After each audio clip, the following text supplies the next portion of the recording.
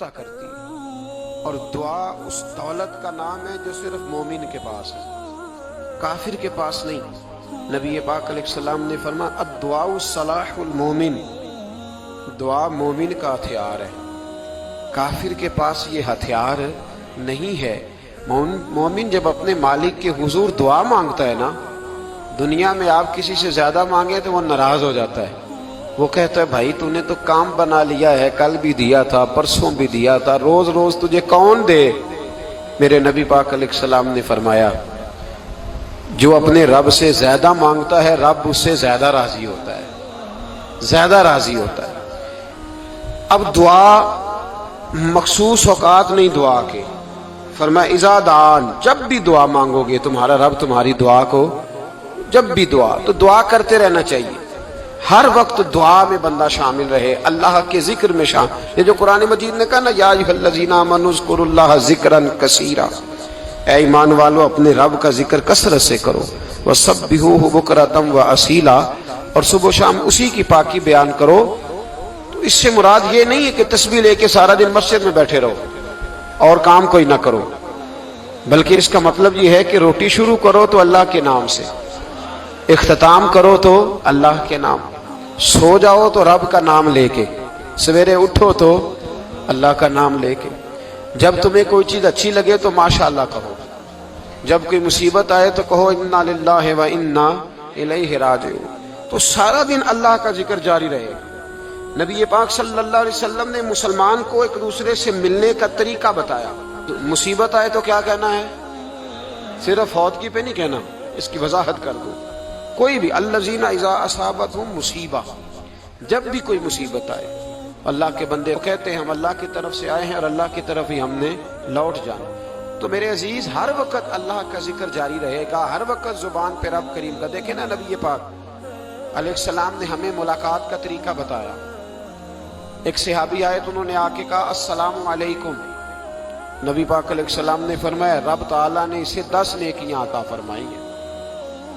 دوسرے آئے تو انہوں نے کہا السلام علیکم ورحمۃ اللہ، تو محبوب فرمانے لگے، امام بہقی نے اس کو لکھا ہے، محبوب فرمانے لگے رب کریم نے اسے 20 نیکیاں عطا فرمائی۔ ایک اور آئے، عرض کیا السلام علیکم ورحمۃ اللہ وبرکاتہ، محبوب فرمانے لگے اللہ نے اسے 30 نیکیاں عطا فرمائی۔ اچھا اس کا مطلب کیا ہے؟ السلام علیکم، تم پر سلامتی ہو، سادہ ترجمہ یہ ہے کہ تم سلامت رہو، تم سلامت رہو، ورحمۃ اللہ وبرکاتہ، تم پر اللہ کی رحمت بھی ہو اور اس کی برکتیں بھی ہو۔ وہ کیا کہتا ہے؟ وہ کہتا ہے وعلیکم السلام، تم پر بھی سلامتی ہو، ورحمۃ اللہ وبرکاتہ، اللہ کی رحمت ہو اور اس کی۔ یہ جو مسنون دعائیں ہیں نا جو حضور نے ہمیں دعائیں سکھائی ہر موقع پہ، ان کا کمال دیکھیے۔ اب ایک مسلمان نے آتے کہا السلام علیکم، اس کا مطلب کیا ہے؟ تم پر۔ اب وہ جھگڑا کرے گا اسے مارے گا، اس کا مال چھینے گا؟ اس نے تو آتے ہی کہا تم پر سلامتی ہو۔ تو جو سلامتی کی دعا دینے والے ہیں وہ جیب تھوڑی کاٹیں گے، وہ غبن تھوڑی کریں گے، ڈاکہ تھوڑا ڈالیں گے۔ اسلام نے لفظ ہی وہ سکھایا ہے کہ فرمایا جب تم نے ملنا ہے تو تم نے دعائیں کرنی ہیں ایک دوسرے کے لیے۔ اب ہمارے ہاں نئے نئے لفظ آ گئے، ٹیلی فون اٹھایا تو کہا ہیلو، اس کا کیا ترجمہ ہے؟ کون ہے؟ اس کا کیا ترجمہ ہے؟ جی جناب، اس کا کیا مطلب؟ ہم نے دیکھا بڑے بڑے سمجھدار لوگ السلام علیکم کی بجائے کہتے ہیں کیا حال ہے؟ بھئی کیا عجیب بات ہے، بھئی کیا حال ہے کا کیا مطلب ہوا؟ وہ بعد میں کرنے کی بات ہے۔